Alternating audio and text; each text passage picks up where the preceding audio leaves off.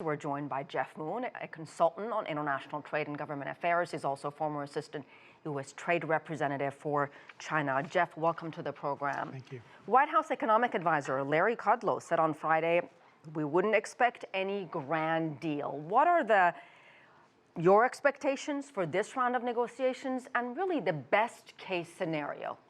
Well, I think that there are some areas that they can make progress in the short term, but the long-term issues remain exactly the same. In the short term, China has begun making some agricultural purchases.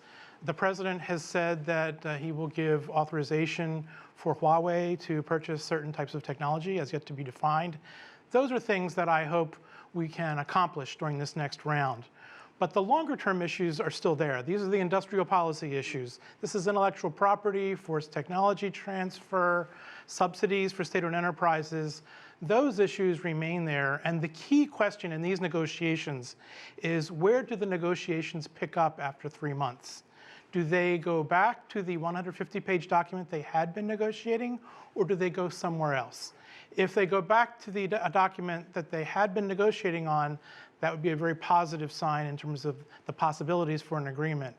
If we're going somewhere else, then we may have a problem, because the big change between now and then is that we are now in a political season. The US election is in full swing, and there are lots of sensitive domestic issues in China. There's Hong Kong, there's some sensitive anniversaries, so nationalism plays well when leaders are thinking about domestic politics.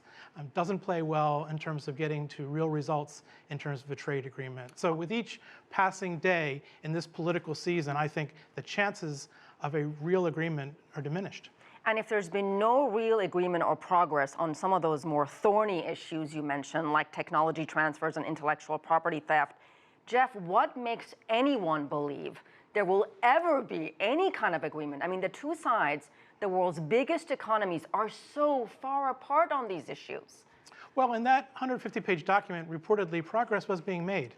There were tangible steps that were being made to bridge that gap. And quite frankly, we are at an inflection point in world trade where China really does need to open up its market.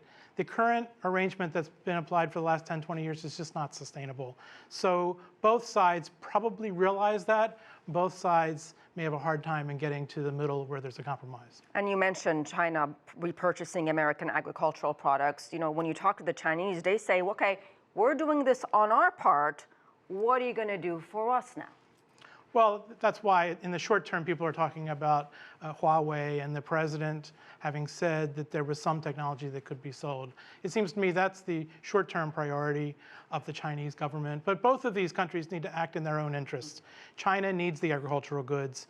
The US, in fact, needs some of those Huawei sales. There are rural networks, for example, in the United States that are dependent on Huawei equipment. We need to give a waiver for that kind of equipment. And there are other examples. Decoupling is impossible. There are many people that talk about decoupling, but what this episode has highlighted is that it is impossible to completely separate the two economies. Is it your sense that neither side is in a hurry to make a deal? No sense of urgency? Well, I think they want to say that. I mean, that's their bargaining position. And as I said, as the politics become hotter domestically, there's less incentive for them to actually come to a deal. But there's real pain on both sides here. Everyone wants to relieve that pain.